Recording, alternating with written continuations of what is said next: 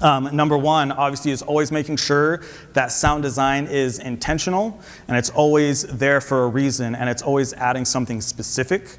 I think that's the part, working with a lot of groups, and anytime I get asked to create sound design for people, is trying to make it as intentional as possible and like really making it add to what's going on. The same way that I would for any other element of the show, that I wouldn't just like throw music at a drill designer and say, hey, just write some cool stuff to this.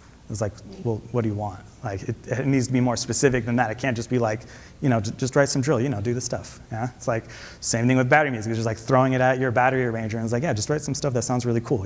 It's battery stuff. Just like write battery stuff. Is trying to be a little bit more intentional than that, because I think that this type of stuff does still happen. Like even right now, is talking to people and trying to help them, and so then it is adding that education process. Is sometimes they will get approached with that stuff, and then I'm like, cool, totally down to help you. Let's go to the next step. Like, what type of sound design do you want? What is the concept of your show? What is the message you're trying to get across?